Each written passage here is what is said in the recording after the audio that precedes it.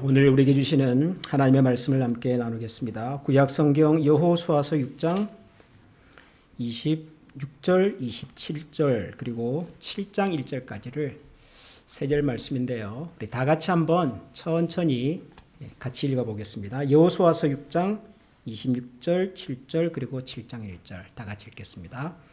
그때 여호수아가 이렇게 맹세하였다. 이 여리고 성을 일으켜 다시 세우겠다 하는 자는 주님 앞에서 저주를 받을 것이다. 성벽 기초를 놓는 자는 맏아들을 잃을 것이요 성문을 다는 자는 막내 아들을 잃을 것이다. 주님께서 여호수아와 함께 계셨으므로 그의 명성이 온 땅에 두루 퍼졌다. 이스라엘 자손이 전멸시켜서 주님께 바쳐야 할 물건을 잘못 다루었다. 유다 지파에서 세라의 증손이요 삽디의 손자요 갈미의 아들인 아간이 전멸시켜서 주님께 바쳐야 할 물건을 가져갔기 때문에 주님께서 이스라엘 자손들에게 진노하셨다. 아멘. 지난주에 방문하신 두 가정이 계셨는데요. 그 중에 한 가정은 굉장히 반갑고 우리에게 익숙한 이름이었습니다. 그래서 제가 열심히 찾았는데 안 계시더라고요. 알고 보니까 저 유아실에서 사랑하는 따님과 함께 예배를 드렸는데 오늘은 이곳에 있으니까 소개하겠습니다. 민진자매가 사랑하는 우리 남편분 이름이 이정용 형제님, 저 뒤에 계시는데요. 따님 루나와 함께 다시 우리 교회를 방문했습니다. 박수 한번 하겠습니다. 안녕하세요. 참 잘오셨습니다. 반갑습니다. 아시는 분은 아시겠지만 한 10여 년 됐나요? 우리 교회 대청 모임이 아주 열심히 있을 때 그때 우리 민진자매가 언니로서 아주 봉사를 열심히 잘해줬습니다. 참 고마웠고 그런데 이제 결혼을 해서 2명의 성도를 다시 모시고 오셨습니다. 아무튼 좋은 교제가 계속되기를 기대합니다. 끝날 때까지는 끝난 게 아니다. 이런 말 가끔 여러분 들어보셨죠?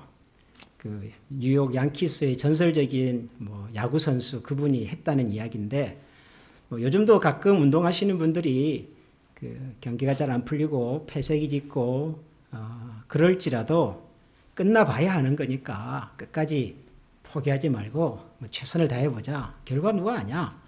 이런 의미로 사용하는 말이지요. 끝날 때까지는 끝난 것이 아니다. 지난번에 우리 월드컵 한국 경기 예선전 1차전, 2차전 이제 끝나고 난 다음에 우리 다 이제 끝났구나라고 생각을 했는데 세 번째 경기에서 정말 기가 막히게 좋은 결과로 본선에 진출을 했던 경험이 지금도 생생하거든요. 그러니까 아무리 힘들어도 포기하지 말고 끝까지 한번 해보자. 그런 뜻이겠죠. 끝날 때까지는 끝난 것이 아니다. 그런데 오늘 저는 조금은 다른 뜻으로, 다른 의미로 이 말을 여러분들과 함께 좀 나눠보고 싶습니다. 끝날 때까지는 끝난 것이 아니다. 여리고성 전투 이야기입니다. 여리고성. 오늘 제가 여러분들과 함께 여호수아서 6장에 있는 제일 마지막 두 구절하고 그 다음에 7장에 나오는 첫 번째 구절, 이 세 구절을 같이 읽었는데요. 여호수아서 6장은 우리가 다 읽지는 않았지만 여호수아서 6장은 여리고성 전투에 관한 이야기입니다.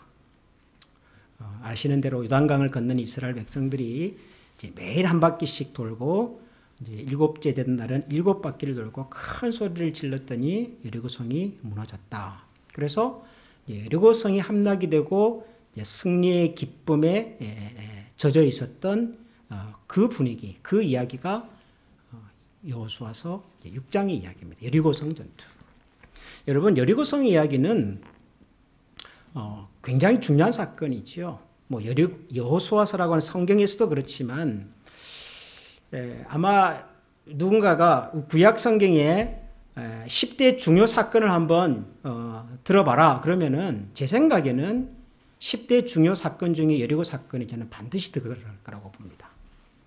하나님께서 아브라함을 부르시고 또 하나님께서 요셉을 이집트의 총리가 되게 하시고 모세가 홍해를 건너고 뭐 여러 굵직굵직한 사건들이 있지만 그중에 여리고성 함락, 여리고성 점령, 여리고 전투 이야기도 저는 구약 성경이 우리에게 보여주고 있는 가장 중요한 사건 중에 하나다. 저는 그렇게 생각을 합니다. 그만큼 중요한 이 여리고성 전투가 이제 승리로 끝나지 않았습니까? 이스라엘 백성들의. 그것도 무슨 이스라엘 사람들이 활을 쏘기를 했나요? 뭐 칼을 휘두르기를 했습니까? 한 것이라고는 그냥 매일 한 바퀴씩 성을 돈 것밖에 없고, 그리고 마지막 날은 큰 소리로 외쳤는데 그냥 무너졌거든요, 여리고성. 기가 막힌 사건이지요. 두고두고 자녀들에게, 후손들에게 들려줄 법한 이야기입니다. 여리고성 전투. 그런데 그 중요한, 그 역사적인, 그리고 그 엄청난 여리고 전투가 끝나고 난 다음에, 그것도 승리로 끝나고 난 다음에, 이 전쟁을 승리로 이끈 여호수아가 백성들에게 한 이야기입니다. 오늘 우리가 읽은 이 여호수아서 6장의 마지막 두 구절은 이 큰 전쟁에서, 이 첫 번째 전쟁에서 앞으로 가나안에 들어가서 치료해야 될 수많은 전쟁의 어떤 뭐라고 해야 될까요? 이 첫 단추라고도 할 수 있는 이 중요한 전쟁을 기가 막힌 방법으로 승리하고 난 다음에, 여러분, 이 큰 승리에 이어지는 이야기치고는 여호수아의 이 이야기가 굉장히 낯설어요. 굉장히 이상한 얘기예요. 여러분 한번 다시 보시겠습니다. 여호수아서 6장 26절 27절을 제가 읽어보겠습니다. 그때에 여호수아가 이렇게 맹세하였다. 이 여리고성을 일으켜 다시 세우겠다고 하는 자는 주님 앞에서 저주를 받을 것이다. 지금 온 이스라엘 백성들이 승리의 기쁨에 도취가 되어서 잔치도 하고 춤도 추고 기뻐하고 축하하고 지금 그래야 될 분위기거든요. 분위기 자체가. 미국의 그 야구 경기 월드 시리즈에서 우승을 했어요. 7차전까지 가서 마지막 경기를 기가 막힌 방법으로 이겨가지고 월드 시리즈 챔피언이 됐단 말이에요. 그러면은 그 경기가 끝나고 난 다음에 락커룸에서 선수들이 뭐 하죠?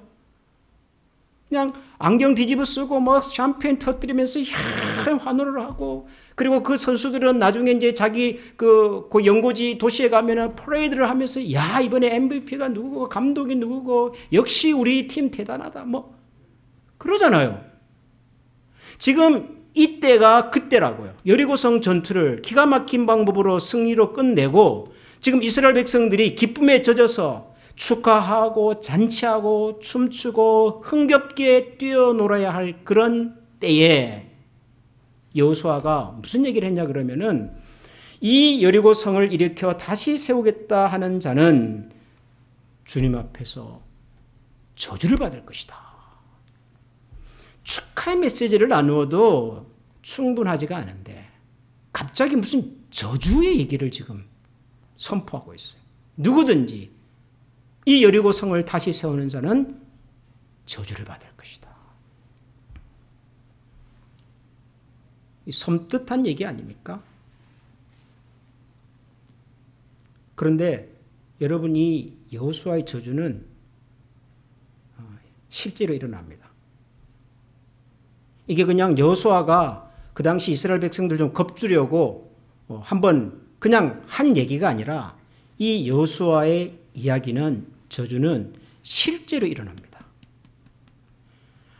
열왕기상 16장에 보면 이런 구절이 있어요. 아합 시대에 베델 사람 히엘이 여리고를 건축하였다. 주님께서 눈의 아들 여호수아를 시켜서 하신 주님의 말씀대로 그는 그 성의 기초를 놓으면서 그의 맏아들 아비람을 잃었고 성문을 달면서는 그의 막내 아들 스굽을 잃었다. 히엘이라고 하는 사람은 이스라엘의 아합이라고 하는 왕이 다스리던 때의 사람이에요. 아합 왕이 다스리던 그 시절은 여호수아가 살던 시절하고는 최소한 550년 정도 차이가 있어요. 그러니까 550년 뒤에 일어난 일이에요.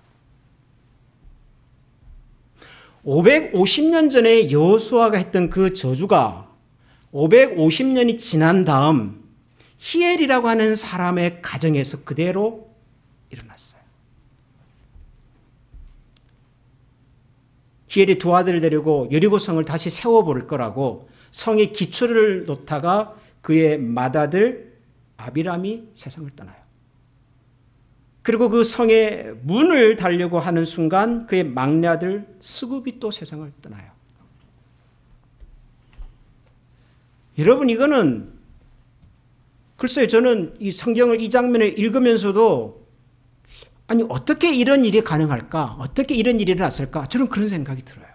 여러분, 히엘의 입장으로 한번 가봅시다. 우리가 히엘이라는 사람이 어느 날 여리고 옛날에 사람이 살았던 흔적이 있는 곳인데 이거 다시 좀 재건해가지고 사람들이 좀 살고 장사도 좀 하고 그러면 좋겠다라는 생각을 하고서 소위 재개발을 하는 거예요. 재개발을. 그래서 사람들을 모아가지고 기초를 쌓고 무너진 담을 쌓고 문도 막 그러는 거죠, 지금.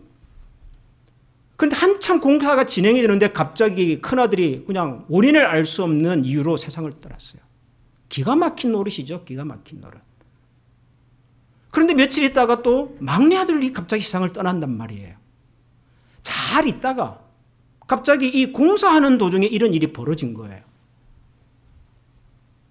여러분, 히엘은 알았을까요? 여리고성을 누군가가 이렇게 다시 쌓으면 그 집의 아들들은 다 목숨을 잃을 거다. 히엘이라는 사람 그거 알았을까요? 저는 몰랐을 거라고 생각합니다. 왜냐하면 여러분 이게 550년 전 이야기예요. 550년 전. 그리고 그 여호수아가 했던 얘기를 무슨 요즘처럼 녹음으로 해가지고 뭐 기록으로 남겨가지고 자자손손 계속해서 뭐 십계명처럼 그렇게 외웠을 가능성도 별로 없어요. 제 상식으로는. 여러분, 우리가 오늘 2023년이잖아요. 올해가.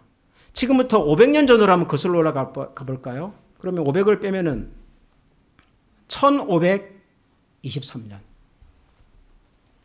그때 그 조선이죠. 조선에서 무슨 일이 일어났는지 여러분 아세요? 그때 누가 무슨 얘기를 했는지, 그때 나라에서 무슨 법령을 선포를 하고 무슨 지침을 내리고 무슨 경고의 얘기를 온 백성들에게 했는지 여러분 아십니까?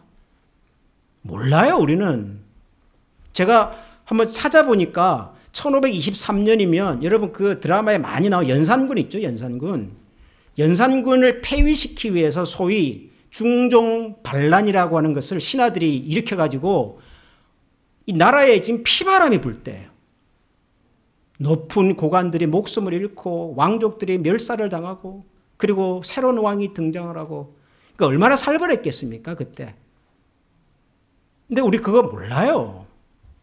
500년 전에 일어난 일.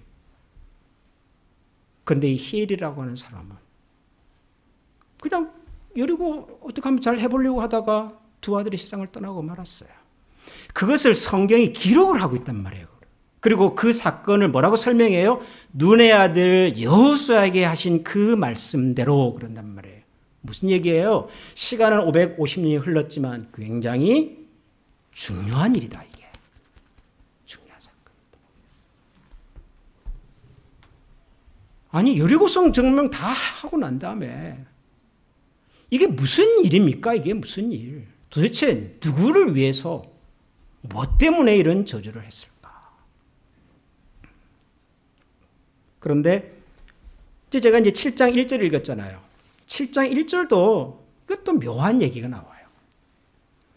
이스라엘 자손이 전멸시켜서 주님께 바쳐야 할 물건을 잘못하려다. 유다 지파의 세라의 증손이요 삽디의 손자요 갈미의 아들의 아간이 전멸시켜서 주님께 바쳐야 할 물건을 가져갔기 때문에 주님께서 이스라엘 자손들에게 진노하셨다. 이게 뭐냐 그러면은 이스라엘 백성들이 여리고 전투를 끝내고 난 다음에 두 번째 전쟁을 또 하지요. 두 번째 도시가 아이라고 하는 도시였습니다. 아이성. 근데 아이성은 작은 도시였어요. 나중에 정탐꾼들의 보고에 의하면 한 2, 3천 명 정도만 가도 충분히 점령시킬 수 있는 아주 뭐 어렵지 않은 전투가 될 겁니다. 그렇게 보고했던 곳이에요. 아이성. 그래서 여호수아는 실제로 3천 명 군대를 보내죠. 3천 명의 군인들이 가서 전쟁을 했는데 상황이 이상하게 돌아가죠. 분명히 2, 3천 명이면 충분히 함락할 수 있겠다고 했던 그 성이었는데 오히려 이스라엘이 패배를 당합니다. 그리고 패배하는 과정 속에서 전사자가 발생을 하지요. 36명의 목숨을 잃습니다. 뭐 전쟁을 하다 보면 이길 수도 있고 질 수도 있겠지만 이 아이성 전투는 질 수 없는 전쟁이에요. 져서는 안 되는 전쟁이죠. 질 수 없는 전쟁을 진 겁니다, 이스라엘이. 그래서 이것은 그냥 패배가 아니라 참패예요, 참패. 전사자가 36명이 발생이 됐어요. 깜짝 놀란 여호수아가 하나님 앞에 묻잖아요. 하나님 도대체 이게 웬일입니까? 분명히 쉽게 이길 수 있다고 했는데 왜 우리가 이런 참담한 패배를 맛보고 전사자가 발생을 하고 도대체 하나님 왜 이러십니까? 여호수아가 하나님 앞에 따뜻이 묻잖아요. 그때 하나님께서 해주신 말씀이 뭐예요? 너희 중에 죄인이 있다는 거예요. 그래서 나중에 하나하나 찾아보니까 아간이라고 하는 사람이 여리고성 전투를 끝내고 난 다음에 전리품을 몰래 훔쳐왔다는 거죠. 전리품. 전리품 목록이 뭐였어요? 성경에 보니까 신할산 외투 한 벌, 은 200세겔, 금 50세겔. 그게 아간이라고 하는 사람이 훔친 물건의 목록입니다. 신할산 외투, 뭐 잘 모르겠어요. 신할산 외투가 얼마나 좋은 외투인지 잘은 모르겠어요. 뭐 비싸고 고급이었겠지요. 은 200세겔, 그것도 귀한 금속, 아주 귀중한 보물이겠죠. 금 50세겔, 그것도 뭐 굉장히 비싼 값어치가 있는 보물이겠죠. 그렇다 하더라도, 여러분, 그렇다 하더라도, 아니, 신할산 외투 한 벌, 그리고 전쟁 가운데서 전리품으로 그 여리고 사람들이 가지고 있었던 뭐 돈 얼마에 금괴 몇 개에 손을 댔다고 해서 이 아간과 그 가족이요 전멸을 당해요. 가문이 완전히 그냥 몰살을 당합니다. 아간의 가문만 몰살을 당한 것이 아니라 그것 때문에 이스라엘 백성들이 아이성 전투에서 패배를 맛보게 되고요. 그 아간의 죄 때문에 영문도 몰랐던 36명의 전사자가 나왔어요.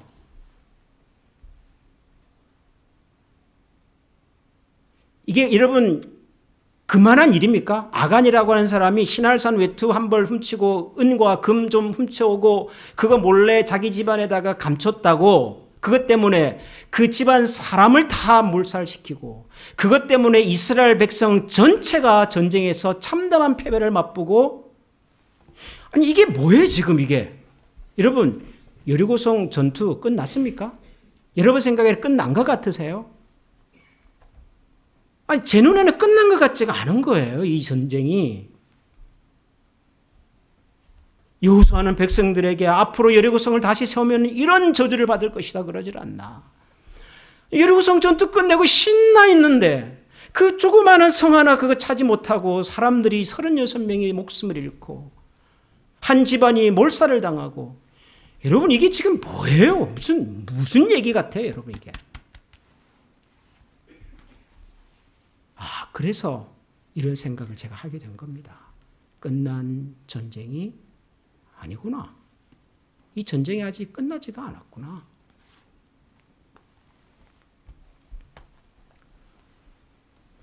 여러분 무슨 전쟁이 안 끝난 걸까요? 분명히 여리고성은 무너졌고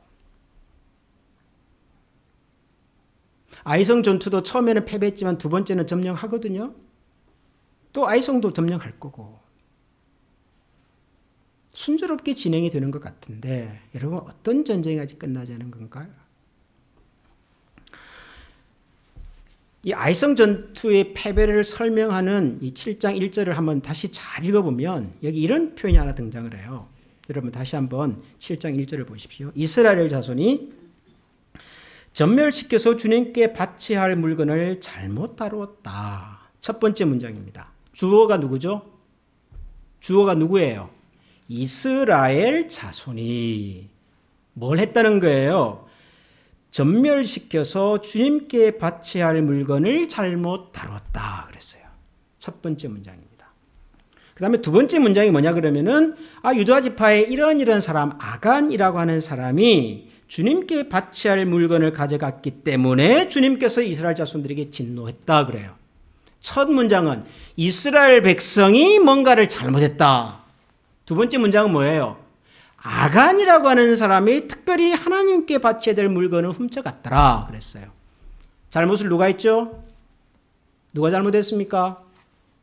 아간이 잘못했죠. 아간이 훔쳤어요. 근데 아간의 잘못을 하나님은 뭐라고 말씀하세요? 이스라엘 자손이 전멸시켜서 주님께 바쳐야 할 물건을 잘못 다루었다 그랬어요. 우선 이 대목을 여러분이 주목하셔야 돼요. 아간의 잘못인데 하나님께서는 그것을 이스라엘 백성 전체의 잘못으로 보고 계시다는 거예요. 지금. 그럼 그 이유가 뭐였을까를 생각해 봐야 되잖아요. 핵심은 여러분 물건이 아니에요.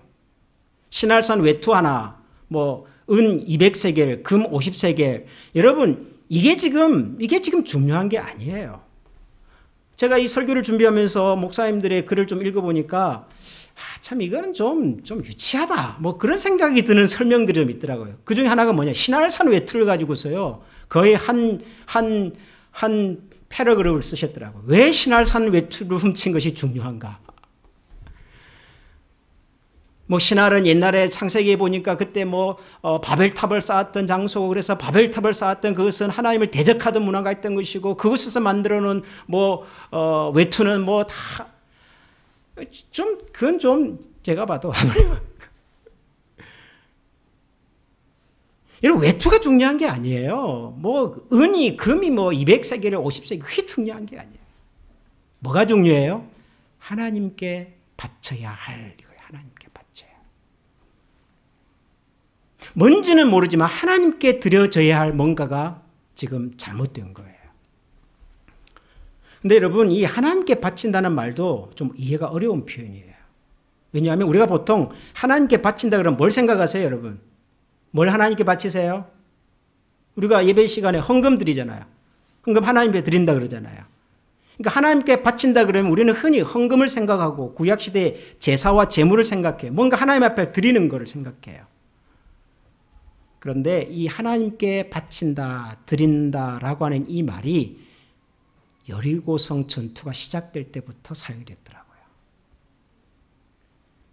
여리고성 전투를 시작하기 전에 하나님께서 여호수아에게 이 여리고성 전투를 어떻게 앞으로 해야 될 건가를 설명하신 장면이 있는데요. 여호수아서 6장에 보니까 이런 말씀이 나와요. 7번째가 되어서 제사장들이 나팔을 불 때 이제 여호수아가 백성들에게 명령한 겁니다. 큰 소리를 외쳐라. 주님께서 너에게 이 성을 주셨다. 이 성과 이 안에 있는 모든 것을 전멸시켜서 그것을 주님께 제물로 바쳐라 그래요. 이제 전투가 이제 시작이 될 때 모든 것을 전멸시켜서 주님께 제물로 바쳐라 그래요. 18절에도 보면 너희는 전멸시켜서 바치는 희생 제물에 손을 댔다가 스스로 파멸당하는 일이 없도록 주의해라. 전멸시켜서 주님께 드려야 되는 그것에 손대지 마라. 그런 표현이 또 나와요. 지금 전쟁을 시작하기 전에 하나님께서 주신 지침이 굉장히 중요한 지침이에요. 심지어 21절에 가보면 이런 표현도 나와요. 성 안에 있는 사람을 남자나 여자나 어린이나 아이를 가리지 않고 모두 전멸시켜서 희생제물로 바쳐라. 이런 표현도 나와요. 일단 여러분 여기 어떤 표현이 나오냐 그러면은 전멸시킨다, 바친다 이런 표현이 나와요. 여러 번 반복해서 등장해요. 무슨 얘기인지는 모르겠지만 여리고성 전투의 핵심은 여리고성 전투의 어떤 이루어야 될 어떤 과제는 전멸과 받침에 있어요. 전멸과 받침. 그런데 이게 어려운 얘기예요. 특히 21절에 나오는 성 안에 있는 사람을 남자나 여자나 어린이나 아이를 가리지 않고 모두 전멸시켜서 희생제물로 바쳐라. 이거는 굉장히 이상한 얘기예요. 아무리 하나님이라도 전쟁에서 이겼다고 그 안에 있는 사람을 남녀노소를 가리지 말고 다 죽여라? 이건 아무리 잘 이해하려고 해도 이해가 어려운 대목입니다. 여러분 그렇지 않습니까? 지금 우크라이나하고 러시아가 전쟁을 하고 있잖아요. 그런데 가끔 뉴스에 무슨 뉴스가 나오냐 그러면은 이 러시아 군인들이 우크라이나에 들어가지고 사람으로서는 해서는 안 될 일들을 한 것 같다. 이런 것들이 막 속속들이 드러나고 있잖아요. 고문을 하고 무슨 사람을 대상으로 실험을 하고 어린아이들을 잡아다가 아주 나쁜 곳에다가 팔아버리고 뭐 그런 얘기들을 우리가 듣잖아요. 전쟁은 군인들끼리 하면 되지. 왜 아무런 잘못도 없는 이 사람이 사는 아파트에다가 그렇게 폭탄을 던져가지고 저녁 시간에 밥 먹던 한 가족이 세상을 떠나는 말이에요. 이거는 아무리 전쟁이라도 이건 용서되지 못하는 범죄잖아요. 범죄. 이걸 우리가 그래서 전쟁 범죄 그러잖아요. 아마 나중에 전쟁이 끝나고 나면 이 부분에 대한 분명한 책임 추궁전이 있을 것 같아요. 하물며 우리 사람이 봐도 그런데 하나님께서 여리고성 전투에서 성 안에 있는 남녀노소를 가리지 말고 다 죽여서 제물로 드려라. 하나님이 무슨 피해 굶주린 신인가요? 그래서 성경학자들이 이 대목을 읽을 때마다 고민이 되는 거예요. 이게 도대체 무슨 얘기일까? 어떤 성경학자들은 이건 절대로 그랬을 리가 없다. 이건 하나님의 성품과 안 맞는 얘기다. 어떤 학자들은 그래도 성경에 이렇게 기록이 되어 있는 걸 어떡하란 말이냐. 그런데 여러분 우리가 잘 아는 성경 구절 중에 우리가 이런 고민 전혀 안 하고 읽는 구절이 하나 있어요. 비슷한 내용인데 로마서 12장 1절을 한번 보겠습니다.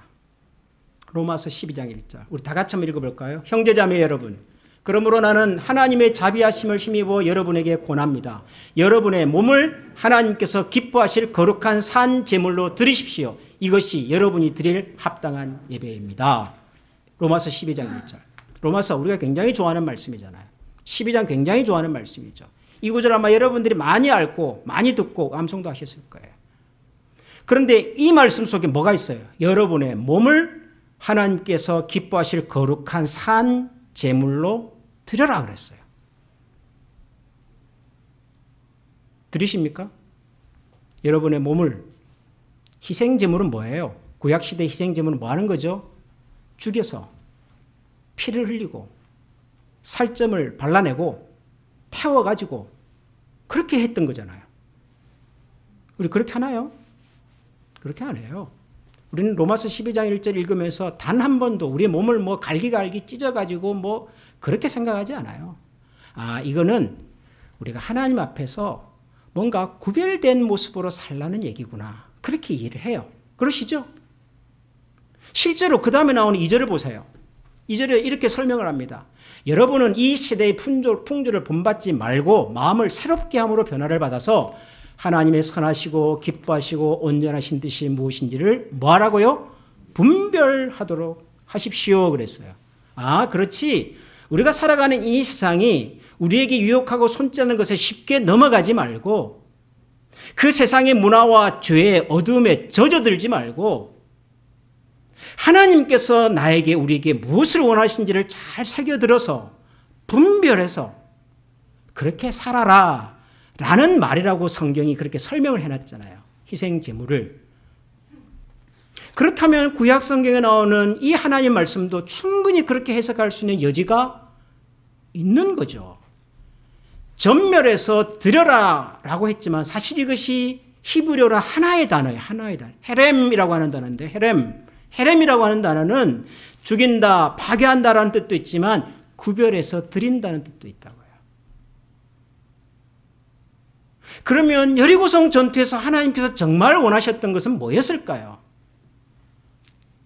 사람의 생명, 피 흘리는 잔인한 복수가 아니라 처음부터 가나안 정복의 이유는 가나안의 관영에 있었던 가나안의 죄악에 대한 하나님의 심판이잖아요.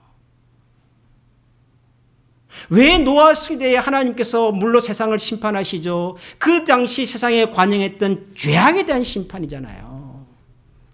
죄악을 씻어내고 죄로 물들이는 문화를 씻어내고 그곳에 다시 하나님의 나라, 하나님께서 주인이 되시고 기쁨이 되고 영광이 되는 그런 새로운 나라와 세상을 만드는 것이 그게 가나안 정복의 진짜 이유란 말이에요. 가나안에 살고 있던 사람들을 다 쫓아내고 가나안 주인은 가나안 족속이라는 팻말을 끄집어내고 거기에다가 이스라엘이라는 팻말을 꽂는 것이 목적이 아니라 그 속에 관영에 있었던 문화와 죄와 어둠을 씻어내고 그 속에 하나님께서 기뻐하시는 새로운 세상과 꿈을 만들어내는 거란 말이에요. 이걸 드린다라고 성경에 표현하는 겁니다. 하나님 앞에 드린다, 드려졌다. 여리고성은 그래야 되는 곳이죠. 아이성도 그래야 되는 것이고, 신할산 외투가 중요하고 무슨 은금이 문제가 아니라 이 전쟁의 진짜 목적이 뭔가를 몰랐단 말이에요. 누가? 아간이. 전쟁 멋지게 끝내고 거기서 전리품 갖고 와서 내가 좀 부자가 되고 뭐 사람들에게 좀 자랑하고, 너 아냐? 내가 저기서 신할산 외투 하나 가져왔는데 보여줄까? 그렇게 살라고 한 전쟁이 아니란 말이에요, 이 전쟁이. 그런데 심각한 문제가 뭐예요? 아간 혼자의 문제가 아니었다는 거죠, 그게. 이스라엘 백성 전체가 그런 생각에 젖어 있었던 거예요. 드러난 사람은 아간이에요. 빙산의 일각으로 하나님께서 정말 시범적으로 크게 혼낸 사람은 아간이지만 아간 혼자의 문제가 아니었던 거죠. 하나님 훤히 알고 계셔요. 그래서 뭐라 그래요? 이스라엘 백성이 하나님께 드려야 할, 드려져야 할 이 전쟁의 진짜 목적이 무엇인지를 깨닫지 못하고 엉뚱한 행동을 하고 있구나.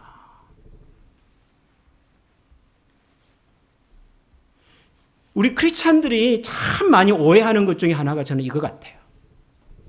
눈에 보이는 전쟁에서 이기면 그게 다라고 생각을 해요. 눈에 보이는 어떤 신앙적인, 소위 영적인 어떤 목적을 딱 이루면은요, 그건 다 했다고 생각을 해요. 뭐 금식을 며칠 하고, 뭐 예배를 열심히 드리고, 성경을 뭐 몇 독을 읽고, 그러면은 내 신앙과 내 영성이 다 됐다고 생각을 해요. 죄송하지만 착각입니다. 죄송하지만. 눈에 보이는 성취, 눈에 보이는 싸움은요, 쉬워요. 얼마든지 해낼 수 있어요, 여러분. 중요한 싸움은 눈에 보이지 않는 싸움이에요. 눈에 보이지 않고 내 속에 도사리고 있는, 내 속에 있는 숨은 욕망, 하나님께서 우리에게 허락하신 그분의 약속과 축복을 하나님의 방식으로가 아니라 내 방식으로, 내 욕심으로 치장하고 사용하고 어디 가서 자랑하고,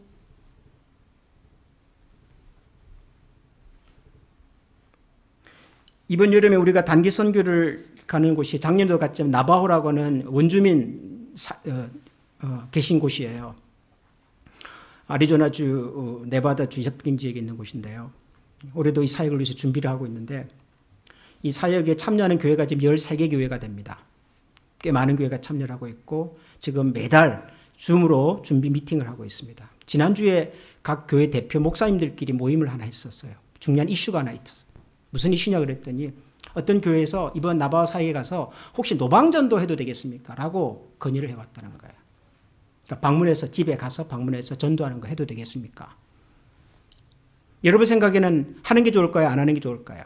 선교인데, 단기 선교인데, 목사님 그게 뭐가 문제가 됩니까? 전도하러 왔는데 전도해야죠.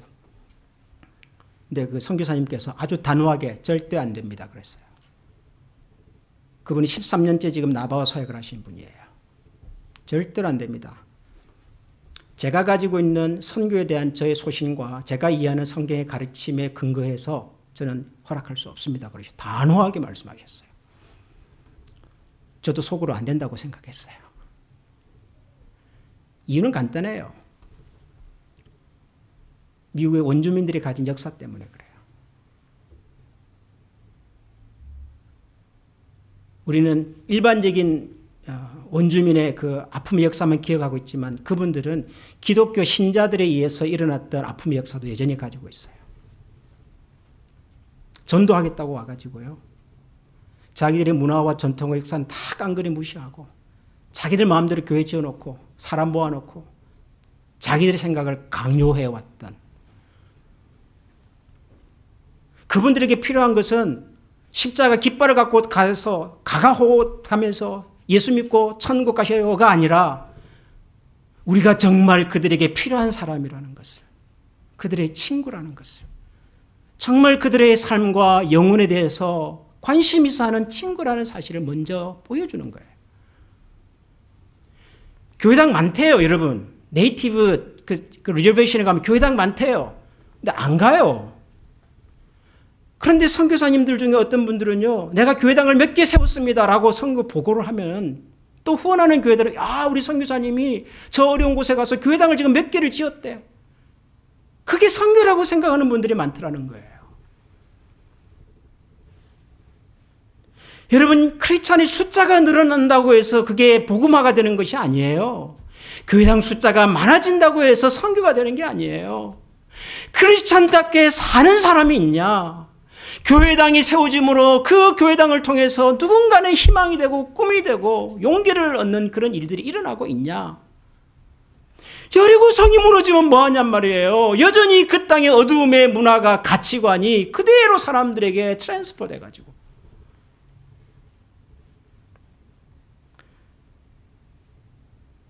그래서 저와 여러분들이 이 말씀 앞에서 한번 물어보게 돼요. 우리의 영적 전쟁은 끝났을까? 저와 여러분의 영적인 싸움은 끝난 것 같습니까? 우리의 영적인 여정은 이제 끝났습니까?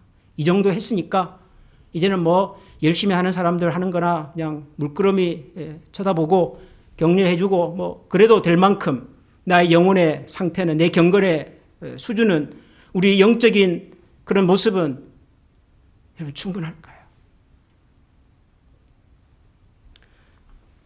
저는 끝나지 않은 것 같아서 이 끝나지 않은 싸움을 포기하지 말자고. 그래서 끝날 때까지는 끝난 것이 아니다. 우리가 하나님 앞에 서는 그 순간까지는 그 언제라도 넘어질 수 있고, 언제라도 우리가 좌절할 수 있고, 언제라도 하나님을 외면할 수 있는 그런 약함과 그런 어둠이 우리 속에 있으니, 그런 우리를 하나님 앞에 다시 올려드리면서 드려야 되지 않겠는가? 너희 몸을 하나님께서 기뻐하시는 거룩한 산제물로 좀 드려야 되지 않을까? 2023년을 시작하면서 사순절 특별 새벽 기도회를 이렇게 다시 해야 되겠다는 마음을 가질 때 제 마음속에 있었던 꿈 중에 하나가 그런 거였어요. 뭐 사순절을 한다고 우리 신앙이 갑자기 확 자라고 그런 것은 아니겠지만 한번 우리가 돌아봐야 되겠다. 내 신앙 위치가 어디까지 왔는지를 생각해 봐야 되겠다. 질문도 해보고, 그리고 한 걸음 한 걸음 정진할 수 있는 그런 우리가 되면 좋겠다. 사랑하는 우리 한미가족 여러분, 우리 하나님 앞에서 다시 한번 끝나지 않은 우리의 영적 싸움을 시작하십시다. 포기하지 마시고요.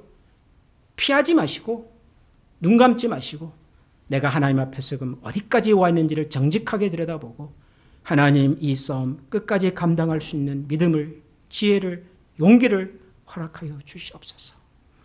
눈에 보이지 않는 영적인 싸움에서 실패하지 않도록 하나님 제 마음을 단단하게 붙들어 주시옵소서. 하나님, 우리 주변에 있는 믿음의 가족들 중에 혹시라도 이런저런 이유 때문에 신앙의 길에서 위태롭게 흔들리거나 주저앉아 있는 사람이 있다면 그들을 일으켜 세워서 함께 걸어갈 수 있는 우리 한미 가족이 되도록 도와주옵소서.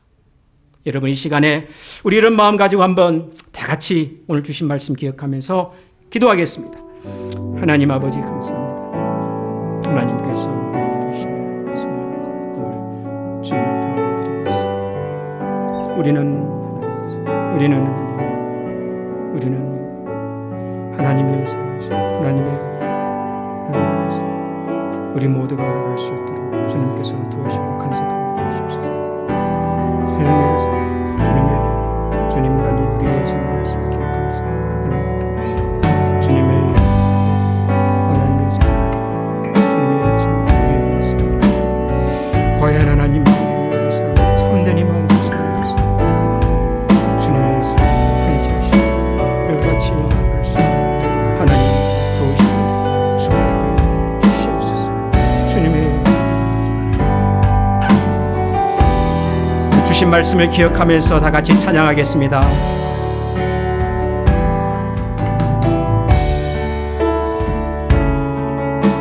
나 무엇과도 주님을 바꾸지 않으리. 다른 어떤 은혜 구하지 않으리. 오직 주님만이 내 삶의 도움이시니 주의 얼굴 보기 원합니다. 주님 사랑해요.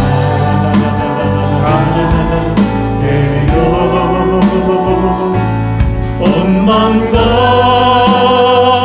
정성 다해 하나님의 신실한 친구 되기 원합니다. 주님 사랑합니다. 주님 사랑해요.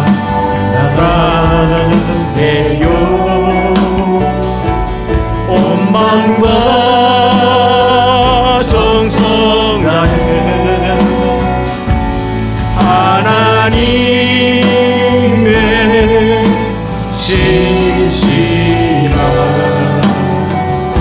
친구 되기 원합니다. 기도하겠습니다.